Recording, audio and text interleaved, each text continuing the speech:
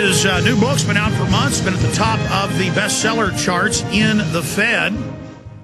And, of course, he had a #1 New York Times bestseller, his Manifesto of Freedom. And you can find out a lot more at Campaign for Liberty. Ron Paul, again, is our statesman, our champion out there, really exposing the fake Republican Party and the fake Democratic Party. Congressman, getting back to health care here briefly, a month ago on the show, you said it looks like it probably will pass. Is that still your prognosis?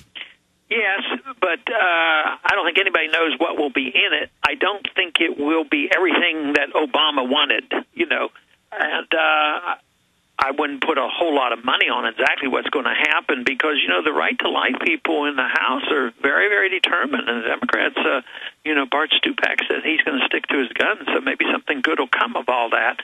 But then again, I think something will pass. The government is going to get more control of medical care. In every poll, you get Gallup polls of 99% against the banker bailout takeover of 2008. You see 91% against open borders. You see 70+% not wanting government-financed abortion. But it all just continues, even if the people are against it. Take Copenhagen, the Copenhagen, Denmark event, Congressman. As you know, they couldn't get the treaty. So Obama and Gordon Brown say they're just going to implement it at the executive level. Is this not tyranny? It is, and they do a lot of that, and they've been doing it for a lot of years. Executive orders, probably about 99% of those are illegal. There are some conditions where a president's allowed to issue an executive order. But you have the executive orders, you have the signing statements, and I mentioned before about how agencies of government legislate. That's unconstitutional. And it's just growing by leaps and bounds. And, excuse me, and when you think about what the CIA does and how we run our foreign policy, it's all out of control. And it seems from studying history that that's what tyrannies do. They just get you trained to accept corruption. No one is for it, but they just do it. And the people kind of get a broken mindset or broken attitude. And I've seen polls in Europe of 76% against the naked body scanners. We have medical reports that it does bombard your body with dangerous radiation. The media blurs the images, but we've posted and gotten the real images, complete images of women's breasts, genitalia, men's genitals.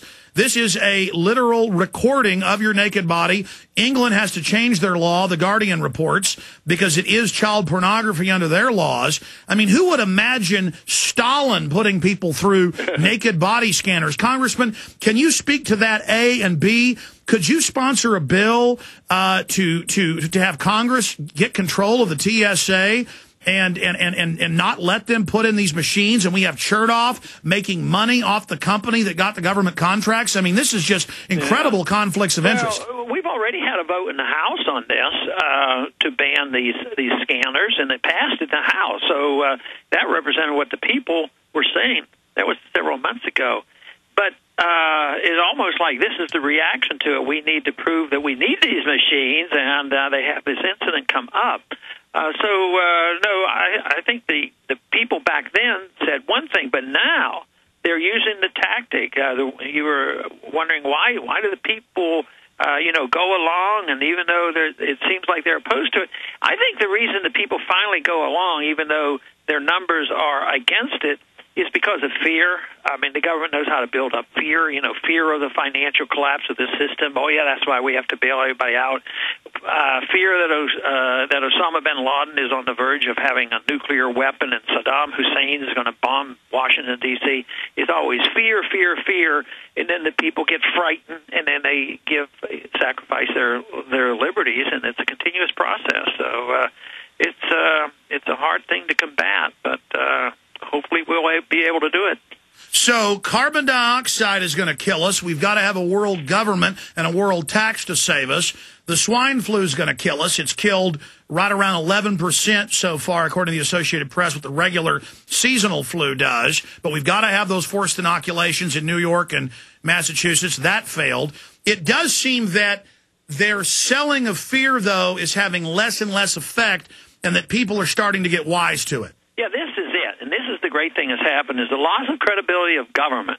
And this comes along with the acknowledgement that the government is bankrupt, and that both parties are bankrupt because governments make promises and they can't fulfill them. Even these foreign policy adventurism, that's not going to pan out either. There will be a point where you can't afford it. That's why the Soviets left. It isn't because we fought them. The economic system couldn't be sustained. And there's as much concern on the left as there is on the right about government and its credibility, because the people on the left say, hey, maybe my benefits aren't going to come. Is it true that Social Security is bankrupt? And where are they going to get this money for all this medical bill? You know, eventually they're starting to wake up because government is losing their credibility. And I think this is very, very healthy. But our job is not just to harp on their total failure as much as to say, what are we going to do about it? Is there an answer to this? And this is where, when I talk on college campuses, they're delighted to hear that there are alternatives. There are things to do. And I am convinced in my own mind that if we had truly a free society and sound money and limited government and a sensible foreign policy, and we just got out of the way, and everybody got, lost 75% of their wealth tomorrow, but they were left alone, I think we'd recover quicker than anybody would ever dream of. So the whole issue is how free we can be and whether we can have self-reliance and take care of ourselves and push us back to depending on local communities and family. It is so remarkable how successful that is, but unfortunately our country has lost confidence in that. But now the question is being asked, if government can't deliver, what is the option? Too often, though, they're saying, the people that you fight all the time are the one world people. Say, oh, yes, there is a crisis, a financial crisis.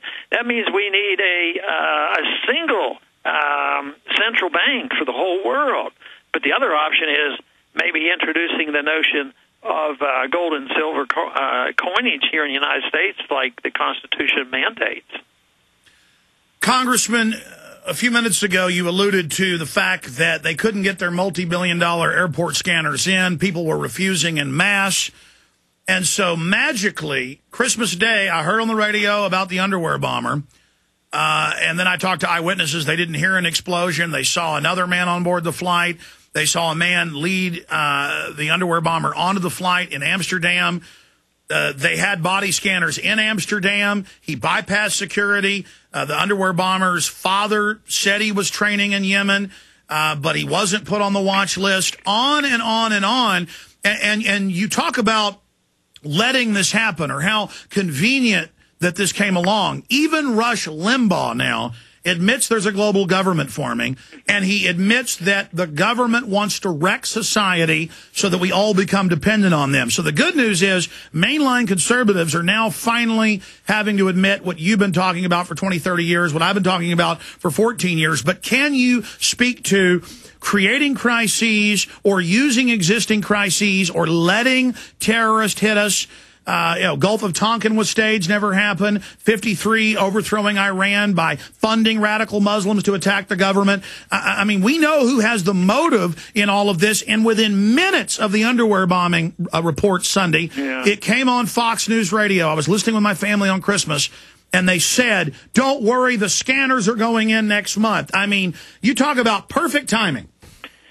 Yeah, and the question is whether or not government could be that inept, and sometimes I think they're quite capable of being very inept rather than just conspiracy people who have planned every single thing. But there are events that occur, and they make good use of them. But really, can they be this inept? It just seems like they can't be that stupid to miss so many warning signs. And here, and I've been harping on this, is that every year we spend $75 billion on gathering intelligence to try to protect our country from being hit. Of course, they won't talk about foreign policy. Then they get this hot lead. They say, oh, yeah, we knew about that guy. We were warned about him. And it wouldn't have cost, what would have it cost? The cost of a telephone call? And say, why don't you watch this guy? But where does the $75 billion go to collect all this intelligence? It seems to me like we don't have very many intelligent people analyzing this unless somebody's in the business allowing these things to go forward, which is going to be hard to prove one way or the other.